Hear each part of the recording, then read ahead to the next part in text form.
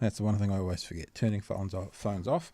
My phones are now off as we are live in studio with Olly Ohlson. Good morning, sir. Morning. It is lovely to be with you. It's lovely to be chatting to you. And completely through circumstances beyond my control, came across you the other day and thought, oh my goodness, I grew up with Olly Ohlson. And you were there and I said, do you want to come and chat? And here you are chatting. So thanks for coming in. Yeah, welcome. I think one of the cool things about having a chat with you is I worked on New Talk ZB for about 3 minutes. Mm-hmm. And talking to, sometimes those nights of talkback, interesting topics come up. And one of the topics that would come up fairly regularly, once or twice a year, is I wonder where such and such is. Do you remember such and such? And your name was surprisingly common in the mix when it came to whatever happened to Olly Ohlson. Because most of us, I guess, have known you in the 80s. Yeah. And then not much else after. So you are kind of the answer to one of the questions that a lot of people ask, where's Olly? So where's Olly been? What's been going on? What are you up to? Well, I suppose the most important thing is I'm still alive.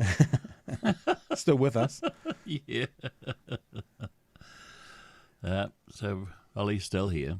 You were a pioneer it's funny because looking at television and stuff today, I can see the influence of Maori language. I can see the influence of, the importance of the treaty and the bicultural agreement and the way we live together in that community, whilst also acknowledging there's a lot of work to do. You are said in a lot of writings to be a bit of a pioneer of the Maori language and Maori culture within broadcasting, especially children's broadcasting back in the day. But it's funny, I don't remember that. Okay. Was it something that had to be more subtle at the time? Like, I don't overtly remember, I don't want to make it sound like, therefore it wasn't worth doing, but was it more subtle at the time? Did you have to be more subtle in the 80s than what people are now for any reasons? Well, it would have been about 2 or 3 months prior to my arriving on television that Nola Glavish lost a job in the telephone exchange for saying kia ora. Oh, wow. So the idea of Maori language on television was just not acceptable. I said, could I do greetings and farewells in Te Reo Māori? And my producer at the time says, no, we can't do it, Olly. And I said, why? Why not? And he said, because if we do it for you, we're going to do it for the other minority groups. Right. And I thought, well, that's a cop-out. And as soon as I only thought that. So straight away I said to the incoming, so if I speak German, Italian, French, Samoan, and the different languages that are in New Zealand, I can include Maori. And he said, oh shit, didn't think of that. Right. So he had to ring Hal Weston, who was the head of children's programming at the time. And Hal rang me and said, what's this thing about you wanting to talk to Reo Maori? And I said, well, Hal, I've just had a conversation with Ian. And he said, if he lets me speak Te Reo Māori, you'll have to consider the other minority groups. And he said, well, that's why I'm ringing you, Olly, because we can't deny you that because of we've never been asked that question before. They've never been asked a question about speaking Māori on television before, or never been asked about representing all minorities? Both. Yep. But he was specifically saying we've never been asked about, saying kia ora or whatever on television before. Saying a different language. Yeah. Any different language? Any different language. Wow. So what we did was we dressed the studio up in the indigenous language, whatever indigenous language we were targeting, and that to me made it more exciting because I was writing my own scripts. Ian recognised that I didn't need autocue. He didn't even tell me about autocue because of the way I was, because I wrote my own scripts, and I didn't need autocue. So he thought, I won't tell him. So if we were doing the Samoan language, then we dressed the studio up in Samoan stuff, and I went to the Samoan group, and they came in and they shared about food and about their dancing and their culture and different kinds of things. So would it be, I mean, the way you're telling your story, it makes me kind of think that not to kind of poo-poo the other languages, but the reason you did it was primarily to get Māori language on television. Is that a fair overall, or were you trying to give education to kids about all sorts of areas? Both, because my intention was to get the Maori language right on there. Doesn't matter how small, but to make it a common Kiwi language. So to make kia ora normal. So to normalise te reo. Well, te reo is what it's called now. Yeah. And of course, at the same time, I was in Rotorua doing promotional stuff, as you do. And I met kids who were hard of hearing, and some of them were totally deaf. And they were signing to me, and I thought, crikeys, I don't even know that language, eh? Yeah. So I shot around to Mackenzie's store next to the theatre where I was at, bought a book on total communication, and did the Keep Cool Till After School, which came from one of my daughters, that phrase. And so I decided I'd sign that. Yeah. And man, the difference it made in the mail, because we had about usually around about 10 or 20 at the most letters a week, from kids. And we had the after school logo with the Goodnight Kiwi and the cat on it. And suddenly, the guy from the mail, from the post office says, "Ollie, where do you want your mail?" I said, "Use your place, in tray. You better come out and have a look at this, mate." Yeah, it was in Manchester Street, and we were up on the 6th floor. 6th floor. And there was bags of mail, 3 bagfuls. So we had to employ somebody to go through the mail for us.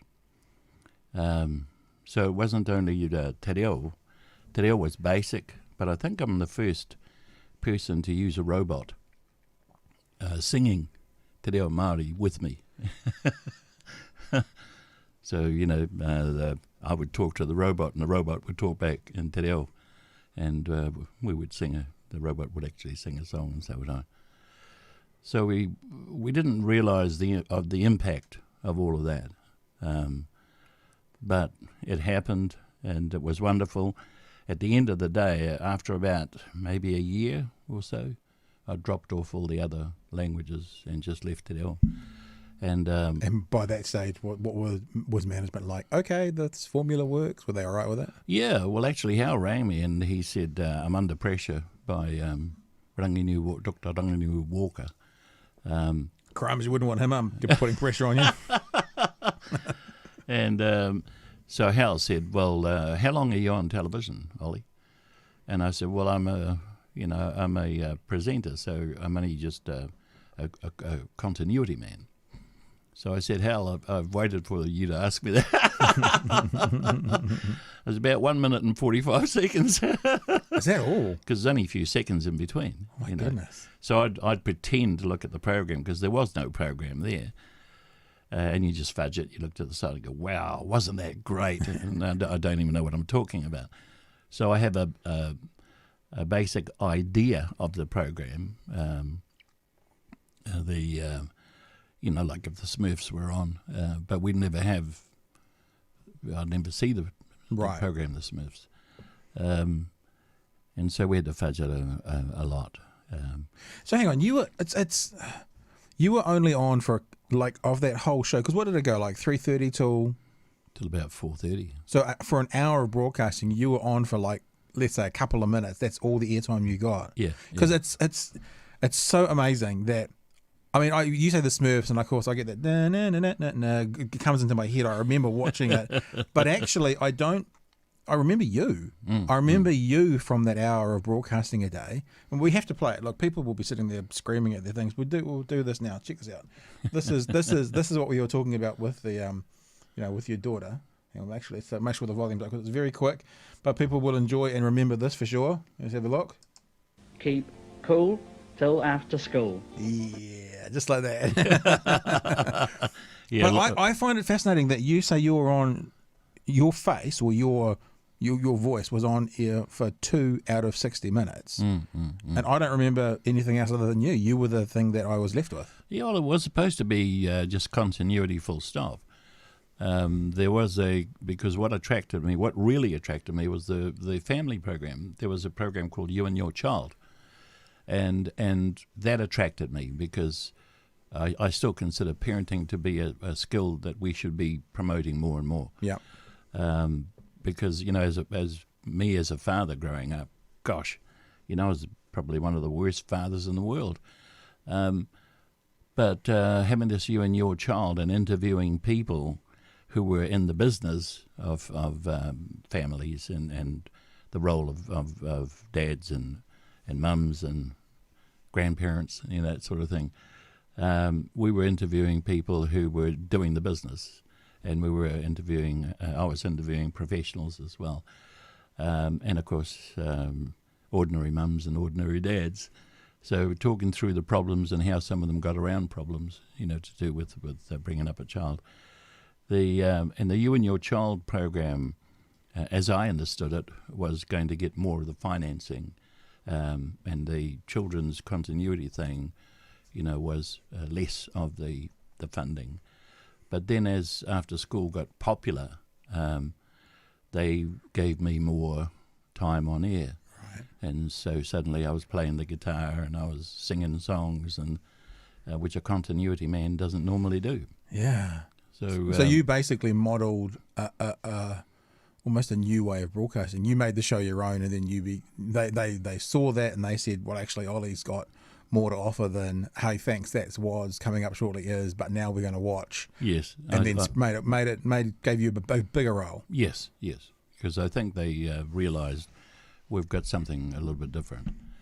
And the amount of support that we got from parents and stuff.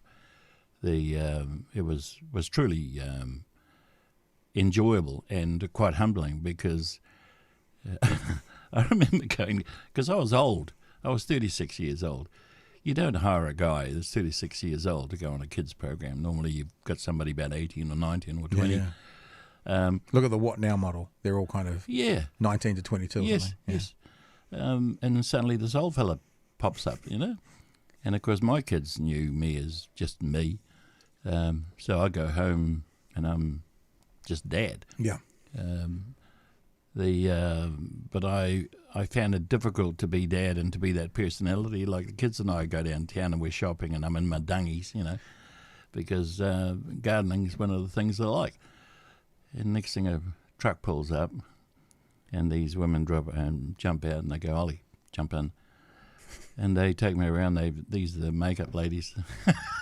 Right. You can't go around town like that. Oh, really? You're a public figure. And so they kind of let me realise the reality of what happened, because of the impact that one can have on public media. And so I found it rather I had to adapt to it. The idea of you walking down the street and you're a public figure and people are going to expect certain things from you. I read various estimates. It's estimates because it's such a big number that you are one of, and I've read 19 up to 24 children. Yes. How many siblings have you got?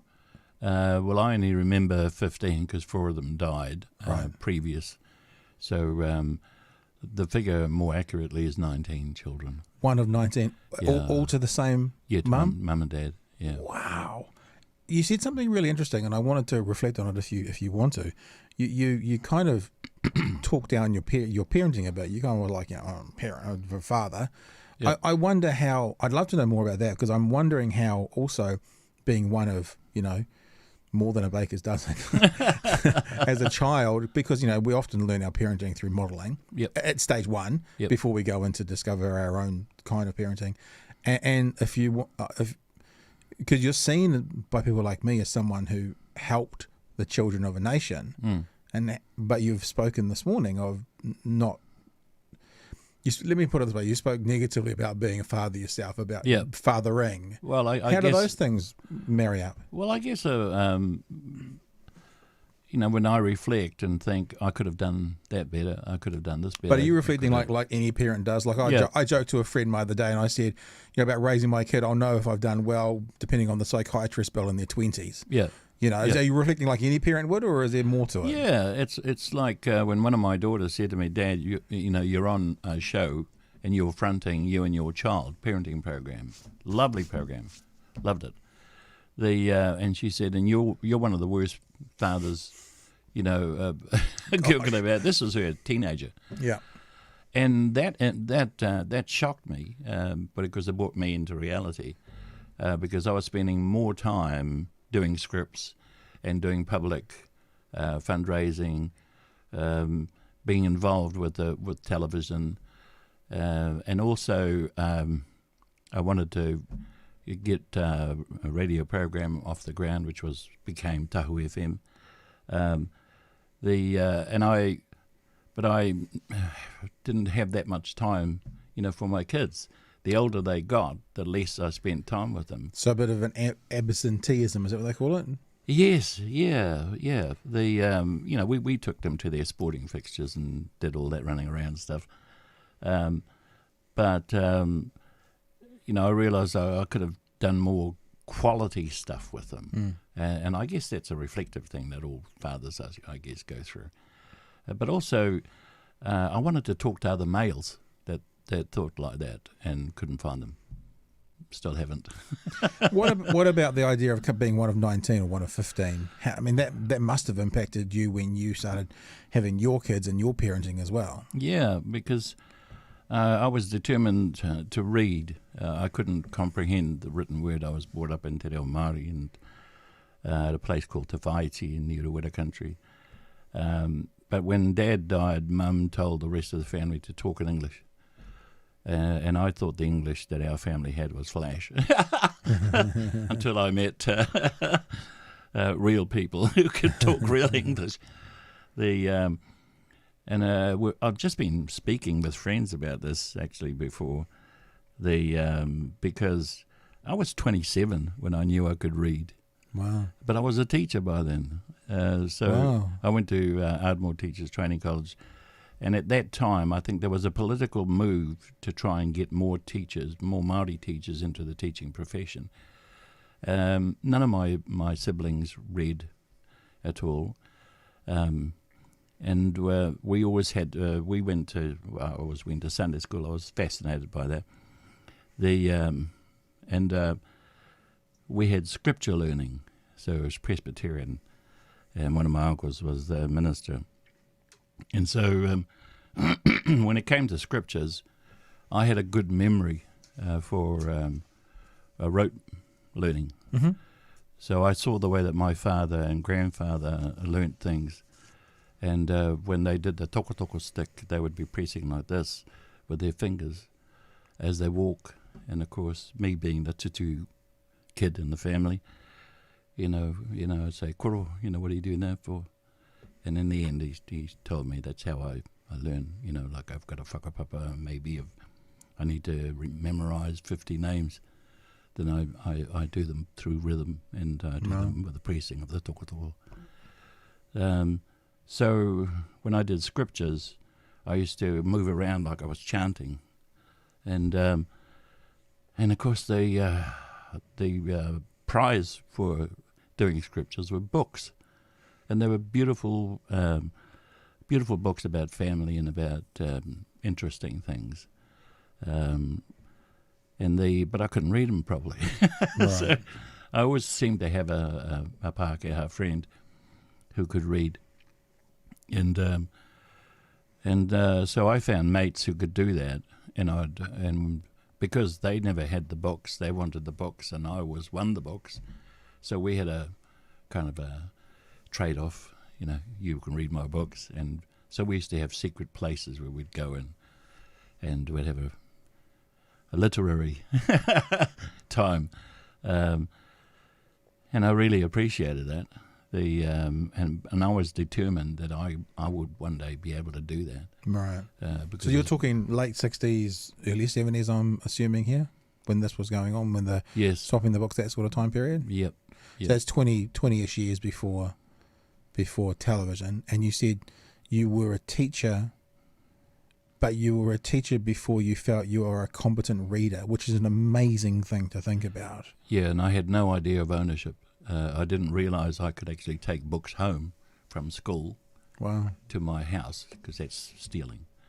And yet, one of the schools, I was the acting principal for a year. That was the first time I got out of the At what age? North Island. It was in early 60s. So your early 20s. So that would have been 65. Yeah. And that was at Kokatai, Kokatahi School. Kokatai. Kokatai band was a pretty famous band. So I had the two-teacher school there, and I had to, because it was two-teacher, of course, you had the junior school in one section and the senior school in the next section. So the preparation and planning was entirely different. But prior to that, I was at Rotakawa School. And at Rotakawa School, the kids couldn't speak proper English, but they couldn't speak proper Maori either. But their grandparents could, so I could talk to their grandparents. Right. And I realised that these kids, whenever it came to, because in those days you had to have a timetable that there was a formula for how much time you spent with each subject. This is why I think, I'm biased towards teachers. I think that they're the most influential people that we have on the planet, and they should be rewarded accordingly and acknowledged accordingly. But they're not. Because you have to work out your timetable, on Wednesdays in the afternoon, so all the academic subjects were done in the morning. The non-academic subjects were taken in the afternoon. Right. And at Rotakawa School, it was a native school, and I was under the native schools board under South Auckland. I agreed to do my first teaching years out of there. And so when I got to Rotakawa and I saw that the kids got excited on a Wednesday because they knew athletics was coming up in the afternoon, and they excelled in sport. Mm. And on Thursdays they had culture. We didn't call it kapa. Kapa was a new word, modern word. There was no such thing as a kapa haka, and I acknowledge all the wonderful kapa haka teachers around the country. So Māori culture was done in the afternoon, but Māori culture was an option. So they had other options as well. Yep. But these kids of mine, they were 10-year-olds, 10, 11-year-olds. Man, they could get up and they could chant for 5 minutes. 5 minutes is a lot of words. Mm. And they would have the right intonation. And the thing I saw on Wednesdays and Thursdays was the kids were looking forward to it. They were eager. They were successful. They loved what they were doing. They laughed and they enjoyed what they were doing. And I thought, why the heck can't maths be like that? Why can't science be like that? Why can't written expression be like that?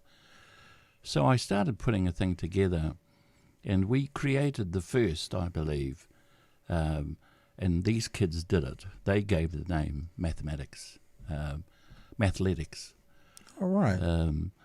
So we had, because their timetables was awful, they couldn't multiply, but they didn't understand it, so I broke it down for them. And we showed how addition was just a different way of doing multiplication. Multiplication was a more effective way of doing adding, really, and same with subtraction and division, and then, complementary addition and stuff like that. And these, we put the haka into the timetable. So the boys, I said to the kids, righto, we're going to break up into groups here. You kids, I want you to go outside. Which is the hardest timetable for you guys, to learn? And they said, oh, 7 times table. 7 is up there, isn't it? Yeah, right, out you go. You're going to do the 7 times haka. What? 7 times haka, I want you to make up a haka. How are we going to do that? I don't know. Get out there and do it. Just make it up. And, man, you should have heard the laughter. And they were giggling away there. They go outside and they start doing... so the complementary one was the 3 times table.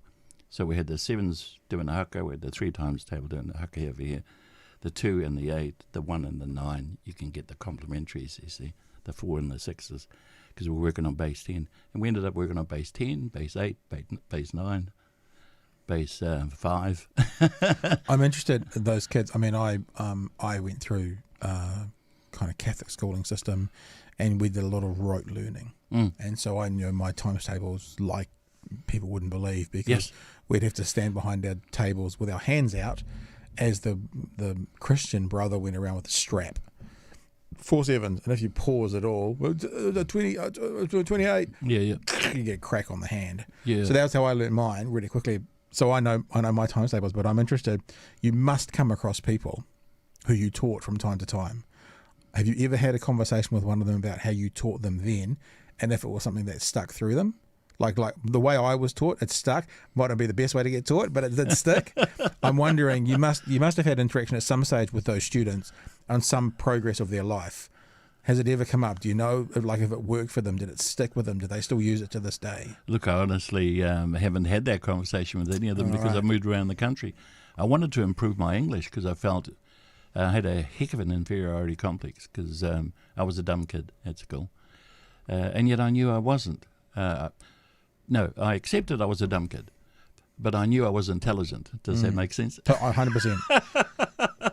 So I could see the place of rote learning. It had a place. Sure, I agree. But unless you can explain something to somebody else of whatever it is you're learning, you don't actually understand it. And that's the trouble I was having, you see. And I realised it was a language thing, and it was a conceptual thing. So I had to build up, I built up a vocab for myself, Reader's Digest. A guy by the name of Bill Hill, who I will always honour till I die, when he came into our lives in Murupara, he changed a whole lot of us because he could see that we were not sort of academically inclined. The problem was they had trouble with me because I solved the theorem of Pythagoras when I was 11. And I didn't see the enormity of that at all. I thought it was just normal. You know, you cut out the square on the hypotenuse and it's equal to the square on the other two sides. You know, big deal. And I learned about numbers. I learned to read numbers before I could read letters and words, right, or get them in the right place at the right time. And so I knew I had a problem with vocab, so I started building up my own vocab. And he used Reader's Digest to take me after school. Because we lived in Minginui, and that was 20 k's away, we had to wait for the bus from Rotorua to come through Murupara, and it would come late, so it would come through around about 7. So we had all that time to wait after school. So he says, okay, if any of you want to learn how to read, I'll take you. And so I was one. So I shot around to his place. They had a teacher's hostel. And he took me through the Sylvia Ashton Warner system. I don't know if you've heard of that. I know of her, obviously. I'm not sure of the actual system. Yeah, well, he had a great big book, and it was like an art book, but he'd made it up of newsprint, you know, from the art department, and he had my name written on the front. And the first page, half of it was divided in half. There was a line across there, and he would get me to talk, and then he would write in big printing, and get me to duplicate that printing, to copy that printing, and talk about what it was, whatever we were talking about. So I ended up recognizing the actual words, and then as we went from book to book, the writing got smaller and smaller. Can you remember that? Like, can you remember the moment that you first went, hey, I recognise that? And I asked that question, there's a silly parallel, but I can actually remember the moment that I realised I was touch typing. Like, I've been, tick, tick, tick the whole time. And then I realised, I can remember, it actually happened when I was living in Dunedin, so this is only in the last 5 years, that I was no longer looking at the keys. I remember that moment. Okay. Do you remember the moment that you kind of went, oi, I recognise those squiggles to being what it actually is and means? Absolutely. Wow. Absolutely. And how old again? I would have been 17. Wow. 16. Yeah.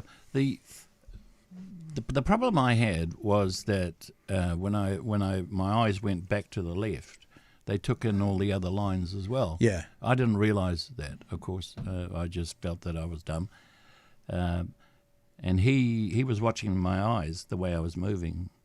And so I ended up cutting out a slot on a cardboard and then putting it so I didn't see above or below. I only saw on the one line. So that's how I started to see things. But in art, you see, like with these kids at Rorokawa, they loved art as well. Yeah. And they also loved drama. So we dramatised a lot of things as well, because that's what I did. I used to do things. I used to make up dramas in my mind. I would have characters that I would create, and I would talk to these characters. They would talk back to me. That's how I had my discussion groups, because I didn't want to show other people that I was dumb. So I had this kind of conversation in my head. But when Bill took me through this way of reading, and I had about 4 books, and I took it home, and I said, Mum, look at this. And she goes, oh, what's that? And I go, this is my book. Did you write these? Yeah. Oh, clever boy. And she never ever put me down, eh? She always said, I said, I only got 30% and she goes, oh, okay. Out of, what's that out of? And I go, well, it's 30 out of 100. She goes, oh, well, you've only got 70 to go then, boy. Just thinking like that. And it was a boost. But it was also a place where I had to go inside my mind, because none of my siblings were readers. Yeah, so you were on your own. You're basically... Yeah. I also think it's interesting that, sadly, on some levels, I know numerous teachers and have had a little bit to do with the teaching world, is it feels like to me it's not that dissimilar today on many levels as to what you were. I mean, I've discovered... I found out I was dyslexic when I was 40. So I was like, holy crap, my whole life would have been different if I'd have known this when I was 14. Yeah. Like I would have had a different learning experience. And I was one of those kids who was smart enough to get through. It's like, obviously I was dyslexic and I was smart enough to get through that. But if I had known I had it, perhaps I would have had provided for me a different way of learning with some different outcomes. So I was the kind of kid who flew through sort of with B's, with doing not very much work. And since then I've discovered, and through various family and other teaching connections, this thing called twice exceptionality, where kids are gifted in one area, but then they have a learning difficulty in the other area. Yes. And so you've got a bunch of kids in New Zealand schools today. If people hear this and you're a parent and you think, oh, at home little Johnny comes across so smart, but my teachers are saying he's just where. If you hear a teacher say, yeah, they're just where they should be, and you think, yeah, nah. What does that mean? But my kid doesn't show just where they should be signs when we're talking about, big things. Then investigate the term twice exceptional, because and you can have thrice exceptional, which is gifted in one area, a learning disability, and a physical disability. But I reckon that there are a lot of twice exceptional kids at schools these days, because they're the kids that are smart and gifted in one area, have a learning difficulty in another, and it makes them in the average thing. So they just kind of cruise through. Yeah. And they're not that they're not paid attention to, but they don't cause trouble. They're not a hassle. They're like the kids who can have really big, big kind of high intellect ideas or really wicked conversations about various things and know a lot. But then when you put them down on paper, they come out with a C+ or a B- or whatever the equivalent in NCEA is these days. And so they're not a problem. So they just cruise through. And the teachers, they're where they should be. If a parent hears that phrase, your child is just where they should be, and the parent has this innate feeling that they go, I feel like my kid should be somewhere else from my interactions with them, then look up the term twice exceptional. Yeah. Because I reckon that's more prevalent in New Zealand schools than we know about. It's actually surprising the number of teachers who don't know about what that actually is. And so what I'm saying is, even though it's not quite the same as you're describing, but the kid who's bright, who thinks they're dumb, these kind of kids are still out there today. And I'll say it again, for parents who listen or hear this thing, if that feels like one of your kids or grandkids or whatever, look up the term twice exceptional and go down that path, because it's, if I had have known I was fine at university, again, just kind of cruised through. If I'd have known about my learning difficulties when I was a kid, who knows? Maybe I wouldn't be sitting in my basement in Dunedin. No, I love doing this. This is great. But, I could have been different in that side of things. So yeah, because the art class changed my life. We had an art teacher, and he asked me to go and get something off his desk. And there was a piece of blue cellophane paper that was draped over one of the books, and the book was open, and it was the book that I was to get. And when I looked down at the words didn't confuse me at all. Right. And I looked down and I looked away at the teacher wasn't looking, so I pinched the blue paper, put it in my pocket, took it home. And when I put it down on a book that I had, the words stayed in place, and I went, yeah. Wow. So what was that? There's obviously some kind of condition or something. Yeah, and then but I still had these funny things where the lights, the words would drift off the page, right, and they would drift away. That still was going on. So I pinched another paper, an orange paper. I think I pinched about an orange, yellow, and blue, and I set them over, and the orange one stopped them from floating away. Wow. So I started a reading frenzy. I joined the Ashton Book Club with my kids. I didn't realise I could have joined it myself. But as I say, I didn't have the idea of ownership either, so I took after-school reading classes. I specialised in remedial reading, and that was to teach myself. Right. And I used the wide-range readers, which was what Bill took me on to. And the story that he started off with, because he came out to our village, and he stayed over at the one motel that we had. At that time, we had a shop in Minganui, and the population was quite large. And he'd never been out hunting, so I took him out hunting, and we got a pig. Well, it's unusual if you didn't get one. And we brought it home. And anyway, back at school, when it came to the reading, he said, "I want you to talk about, what we did in hunting." So I did, and he wrote it down, and then he got me to copy that, and then to read it back. And I could recognise all the words easily because they were in my life's experience. It's funny. I think about I used to do a bit of theatre and stage work, and I had a director once not give us the scripts but feed us the lines one by one. So the way we learnt the script is he would said, "Okay, this is your line," and he'd say it to us, and he said, "Now say it," and he'd get us to act it out line by line. Yep. And I've never learned a script as quickly before. Like trying to sit there and read it and memorise it. Yeah. I don't know whether it's an official style of how, within the theatre, but him feeding us the lines, getting us to act us out, and then go back and feeding us the lines, and then having us do it, and then the script was learned. Yeah. Well, so I've never experienced any kind of memorising of a script before as the way he did it. Okay. Well, he kind of did that with me. Yeah, that's what I'm saying. Because he'd say, where do you think the part is where the dogs started barking? Look for a key word. And I'd flip over there.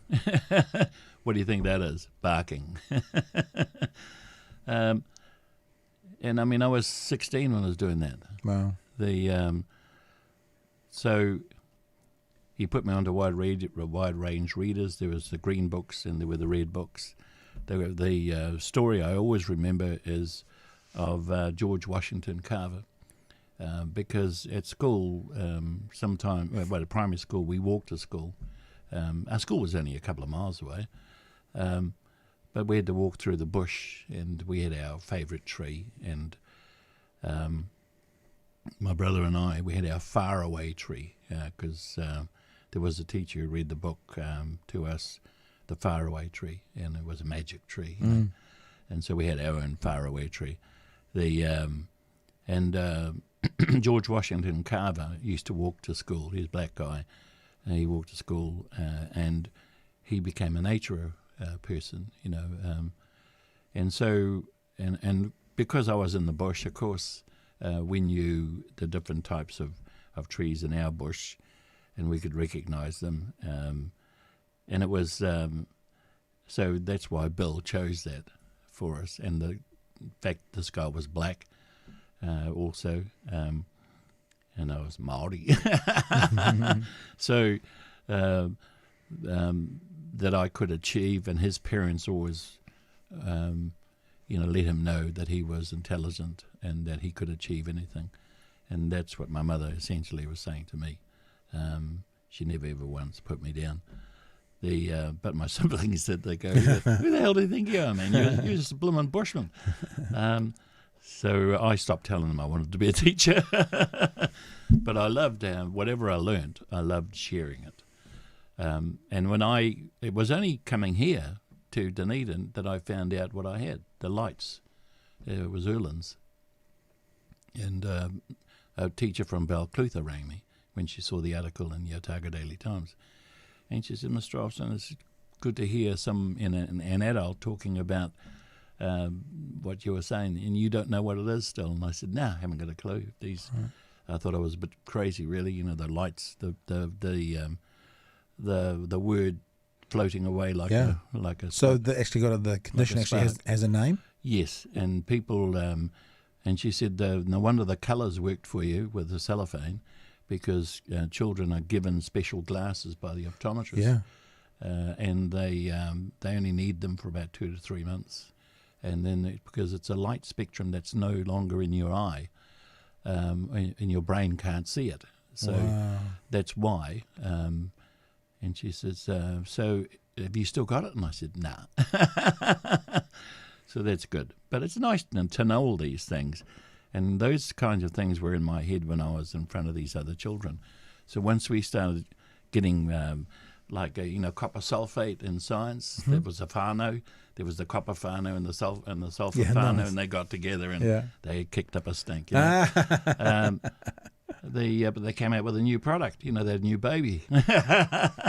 So we kind of did that, and we dramatized a lot of things, and to do with social studies, and their written expression. Oh man.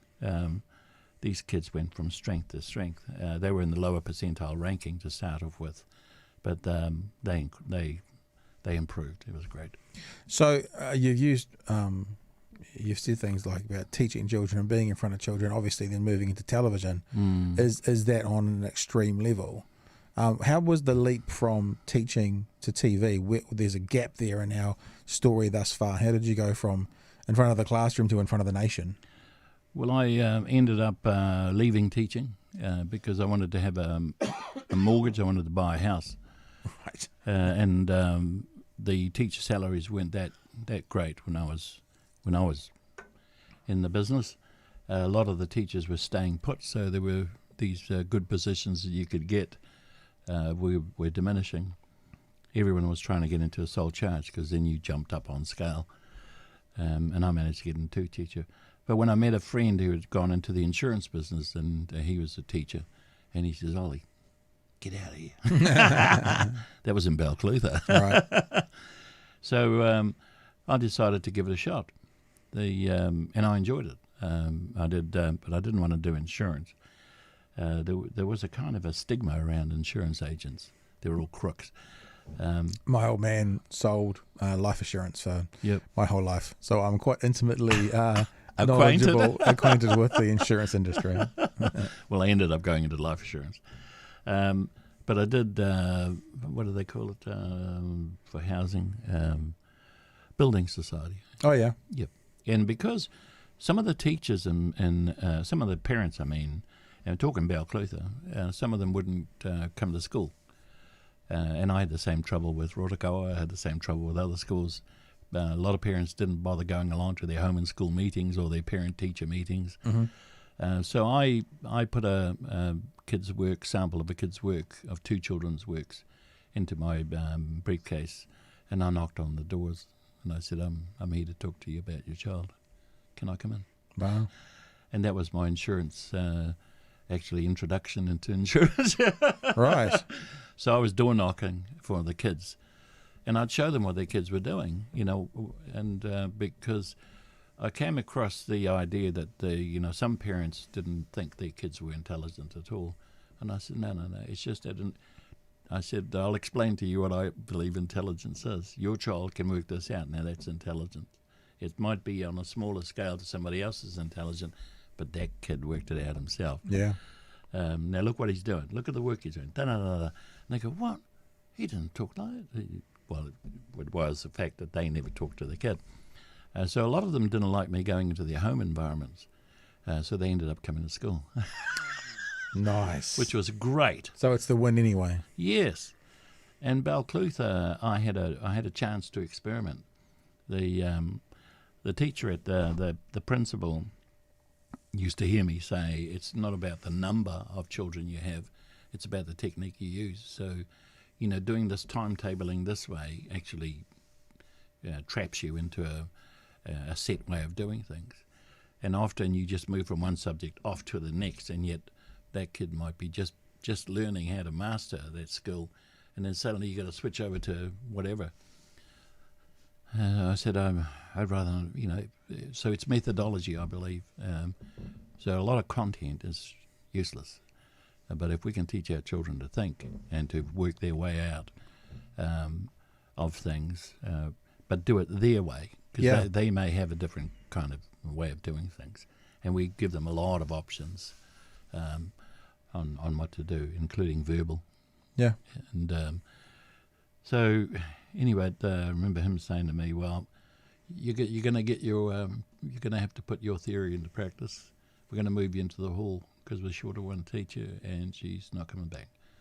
So can you do it? I said, yeah, well, why not? So we did. So I shifted into the hall. Kids moved in there. We had quite a large number of children. They were different levels. But I said, before we do that, before I accept that, I want to be able to include parents as part of the teaching. So I want to be able to invite them to be a part of our classroom. And the kids are going to make up the punishment, because you could strap kids during that time. Yeah, I experienced that. And I said the kids will be, and we'll all be, discussing if somebody misbehaves, da-da-da. But I kept them so busy that we hardly ever had that sort of issue. But what we found was that we found a lot of parents, some of them worked at Finnegan, Freezing Works. Right. And and others were mainly from a farming community. But the kind of the grandparents they had, one guy came in and he taught the kids how to make crystal out of a silver paper from a chocolate or a cigarette, a rusty nail, a razor blade, and he tuned it for them, and he made it, and he showed the kids how to do it. Oh. And there was a crystal. When you say crystal, you're talking radio unit. Yeah, radio unit. Yeah. Crystal listings as opposed Yeah. to... Yeah, I got to know. Just for some people who haven't heard that term before as well. Yeah. I get just to pick up the FM frequency, Yes. AM frequencies. Yes, AM, yeah. Yeah, AM. And they used to use that in the Second World War. Yeah. And there were other mums that come in and they would teach the kids how to cook. So we had an oven that we had access to. And so you built community. It's real community. It's whānau at its definition. Yeah. and that happened in this hall in Balclutha. And the discipline thing wasn't an issue.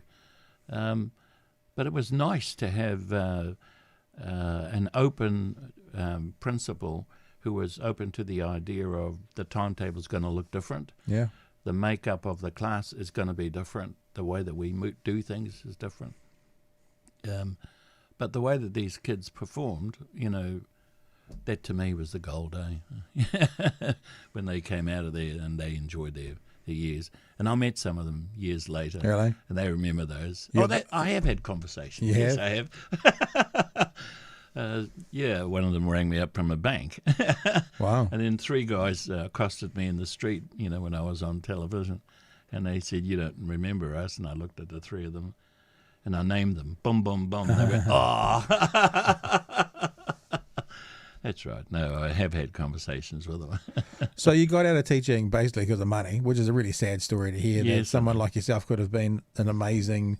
Well, you continue to be an educator on TV, but Yes. that's always a sad thing to think people gave up something they were obviously incredibly good at for the sake of the dollar because the government weren't paying enough.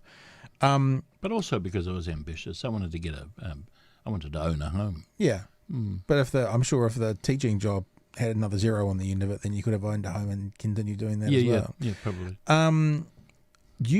The after school program. Yep. Were you only on it for 3 or 4 years? What length of time did you actually do behind the camera there? Well, 6 years on after school. Right.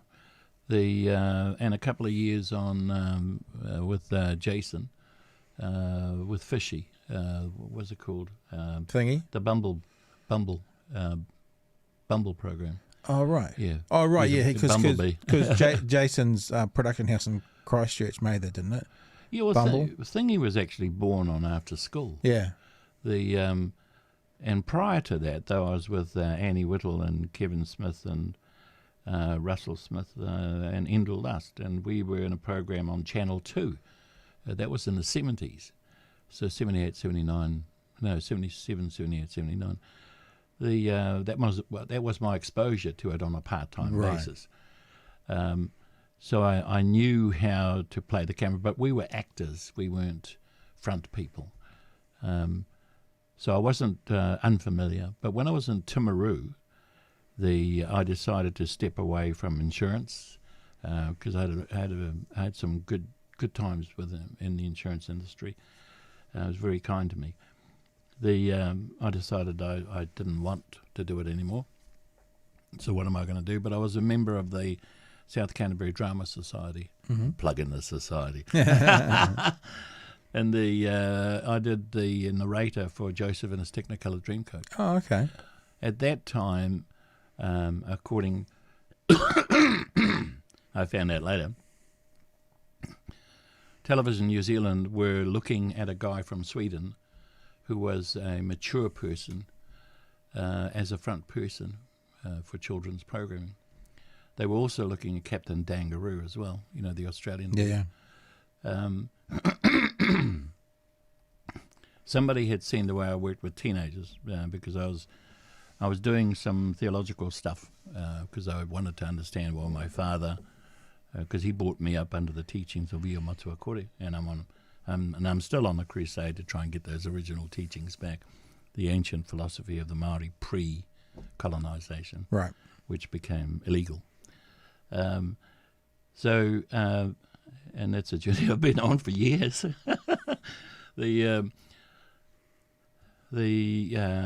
Once that happened, when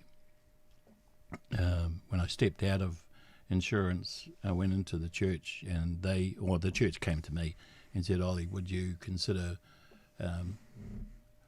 taking care of the church till we find another new minister?" This was Anglican.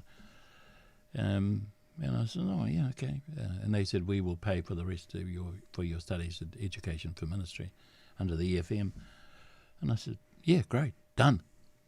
So I knocked on doors, and again, yep. And because I've been used to knocking on doors as a teacher, I was a teacher with a briefcase. It wasn't anything new to me. And I made a lot of friends in Timaru. I met a lot of lonely people and met a lot of wonderful people. But I also didn't realise how many people were on dialysis machines, or some of them were incapacitated in different ways, and you never hear of them, eh? And the neighbours around them, it's just lovely. And I came across people who said to me, "You're not a real minister," but and I said, "No, I'm not." Why did you say that? They go, "Well, otherwise we'd ask you to pray for us." Well, why can't I pray for you? I'm a child of God. You're a child of God. We're all children of God. Oh, no. And then after a while it became, "Would you please?" Wow. And so I'd say to them, "Look, all I'm going to do is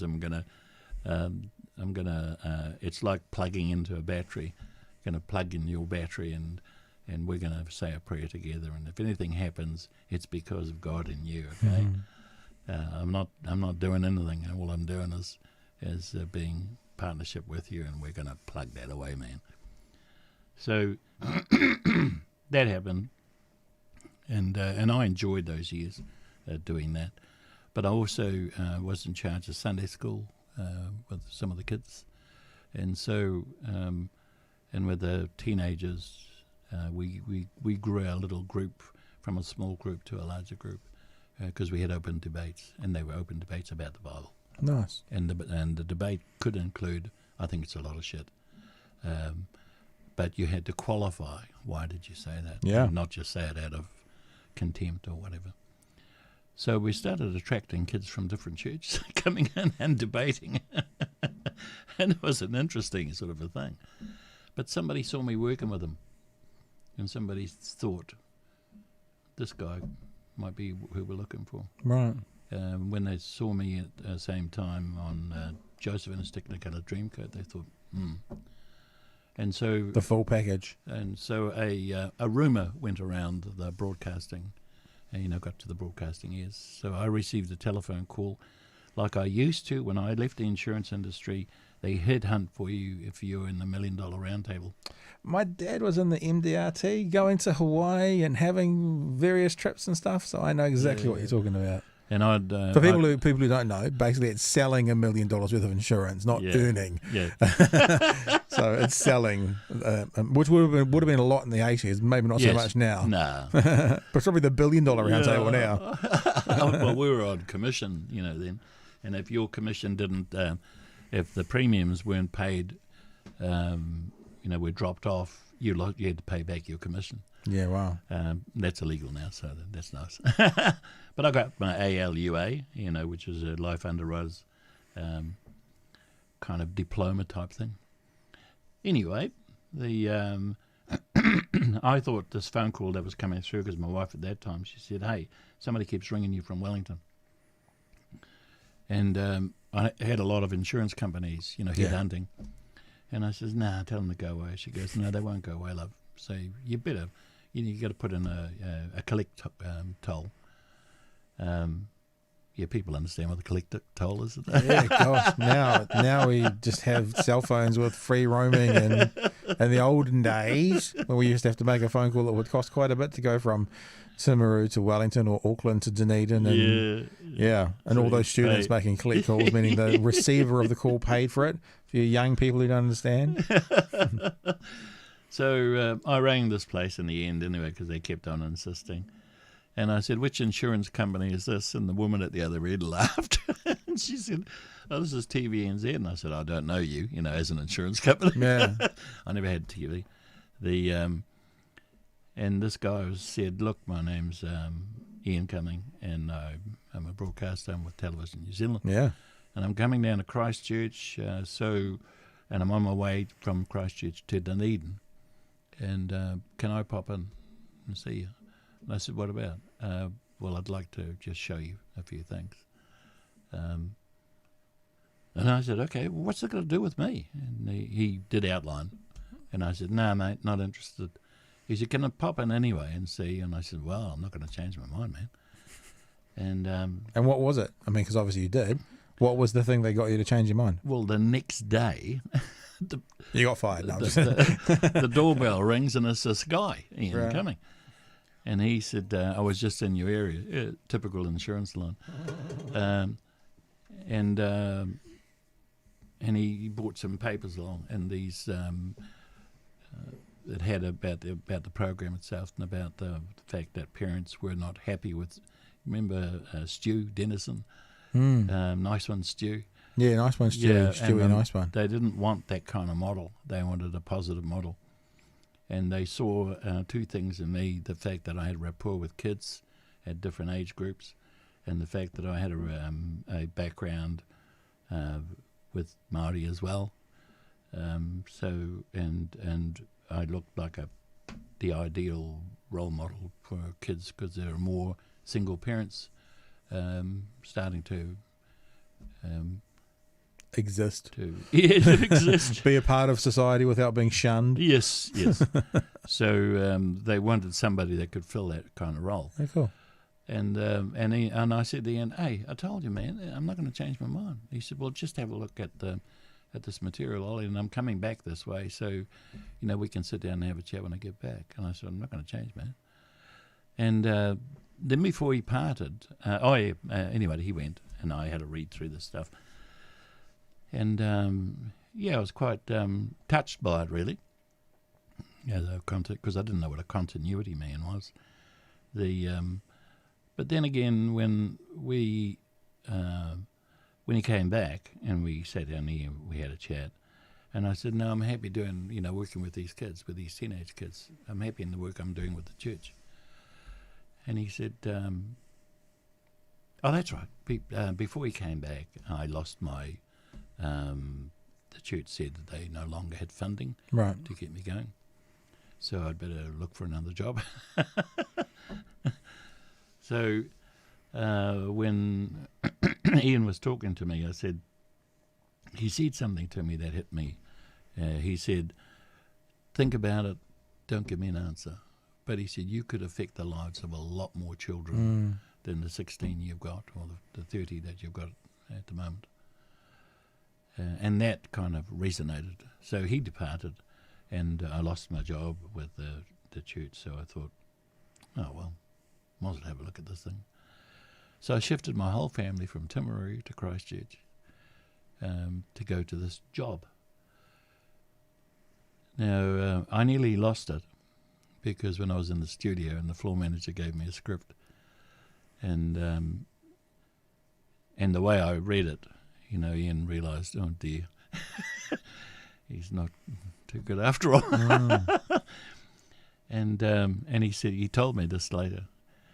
And I said, what changed? And he told the floor manager, throw the bloody paper away, let him talk, ask him about what excites him. And then he went, bang, there it is. He said, we've got him. Yep, he's got the job. Never again a script given to you. Yeah. I never realised that what he was offering me was only an audition. Oh, wow. He wasn't offering me the and job. you'd moved your family and everything. You're all in Christchurch. That was now. my English. Yeah, wow. So, and he didn't realise that after, until I told him. He says, what? God, you were this close and not getting it, man. Wow. And, no regrets from then on. We're still mates. When you got to the end of your time on the after-school program, yep. Have you done no television since then? Or has there been anything along the way after that? Because obviously, the Keep Cool Club, like when I met you the other day, everything inside me, I struggled so much not to turn around and do the Keep Cool after school sign. Like, honestly, there was this thing welling up inside me that wanted to do it. But once you'd finished up in there, because I think about all the TV children's presenters there's been through that What Now series and through the 345 Live and all after school stuff, and a lot of them do kind of head off and do other things and don't stay in TV. You didn't stay in TV, because one of the things I want to ask you specifically, because you talked about door knocking. Yep. One of the rumours that I got, and I told you this before we came on, but you never actually said anything whether it was true or not, so I'll ask you again. When we do this whole kind of conversation, whatever happened to Olly Ohlson? Someone said, oh yeah, he knocked on my door once selling steak knives. That one, I'm assuming that one's not true. That's entirely not true. Okay, good. But to steak knives. I know, that's what they said, and I'm like, oh, that sounds a bit weird. But so always go to the source. And you never really presented again? No. I sort of I decided I wanted to get serious about the ancient Maori philosophy. Right. because so back into the kind of church thing more. No, it's not churchy, and it has no. I mean, the teachings of Io Matua Kore are not known by 99% of Māori, and I can say that with all honesty. There are. So I started campaigning in the 70s, even before I finished TV. I started just running the odd workshop, and I wasn't very good at doing workshops, I thought, until I actually ran them, and I damn well enjoyed it, eh? And that's the teaching. Well, you're basically running workshops for kids in the hall in Balclutha. Yep. Because you were figuring out a way to get the information to them in a way that they'd receive it. That's basically a workshop, right? Yes. Yeah. Yes. Same thing. Yep. I didn't know that until actually you did it, you see. And I thoroughly enjoyed it. So I started going to Auckland and running seminars and offering, the talk about Io Matua Kore and showing them the symbols. So the word tohunga is, tohu means symbol. So they're the keepers of the symbols.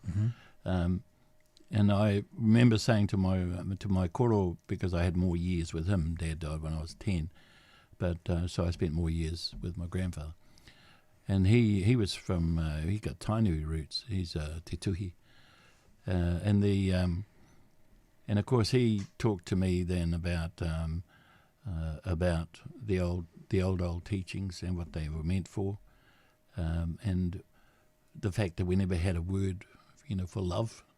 Our word was whānau, which was an all-inclusive thing. And whanaunga, of course, your circle went out even broader. And we had a word Mauri, and Mauri means energy, and I've translated that as consciousness energy. So we didn't have a conscious, we just had conscious energy, but some of that energy you're not in contact with until somebody meets you. My mother said to me, if you want to do anything positive in this world, boy, work with those who are full of hate, full of anger. That sounds like the equivalent of get to the low-hanging fruit. Wow. The ones that need it the most. Do you know what I think we should do? People who know me and know my broadcasting career know that I love conversations about sort of religious, the spiritual world, that kind of stuff. I reckon we should book in another chat to go over what you're talking about now. Okay. Like to do a deep dive, because I want to know more about it. I want to hear more about it. And if you're cool to do that, maybe in the new year we'll get together again and talk about the basically it sounds like what you're saying is, and I know religion's a bit of a buzzword, but the religion of Māori before Europeans were here. The philosophy. Yeah, the philosophy. Okay, yeah. Better word. I'd love to have that chat with you in long form, but I think what we'll do to wrap up today is just kind of go, we've sort of, we started off this conversation by saying, whatever happened to Olly Ohlson? Yeah. And so it would be interesting to maybe wrap up by knowing, in the last sort of 20 years, you've obviously been doing this with the philosophies of Māori pre-colonisation. Yes. But what else have you been at? Where else have you been? What have you been doing? And how is the Olly Ohlson of the 2000s been getting on? You want me to answer that now? Well, yeah. Oh, yeah. I mean, yeah. Well, I went back into teaching for a bit, but teaching moved on, and I haven't moved along with it. So I think you lose the energy. Well, I lost the energy. Right. And so I did do primary, secondary. So back into a classroom? Back into a classroom. Wow. But then when I started looking at running workshops and stuff like that, I realised it's adult teaching that suits me. So then I went, yes. So I run classes in my home, and I still do. And what are they mostly? Classes of? Philosophy, the ancient Maori philosophy. So that really is your life now? Yes. That world, that teaching of, the exposing people to? Yep. Wow. Yep. And it was nice to have, to be included with, we had Helen Clark here not so long ago. And I've been associated with the university through the National Peace Centre, Peace and Conflict Centre, and talking about rongo, one of the kaitiaki of the ancient Maori philosophy, and to showing them how that's represented in the meeting houses, and it was nice to be included with the people that call themselves. They got together during the after the 9/11 incident. So basically made up of Jews, of Muslim, and of Christian, and there are other denominations in there as well. And they've included me in that, so that's nice. Nice. Yeah, and I was able to meet them when Helen Clark came here, and I was given the first right of response from the audience. Wow. Which was a privilege. So I really enjoyed it. That's cool. That's cool. Well, Ollie, look, I think it's been an absolute pleasure having a chat with you and having you in studio today. I'm really excited about part 2. You know, I because, as I say, the whole sort of religious, spiritual, philosophical world is something that I find fascinating, and I want to what I'm saying is I want to give it the space and credit it needs to have a full conversation about it. Oh, absolutely. That's what I'd like to be able to do. So we'll book that in for 2021, if indeed we get to 2021 with whatever the hell. What else is 2020 going to throw at us? That's about all that we have to have now is a meteor hit, and then the year will be complete. That's about all we need left. But other than that, it's been an absolute pleasure having you in. I'm so excited that we've connected, and we will do this again super soon. That's great, Pat. Thanks very much. All right.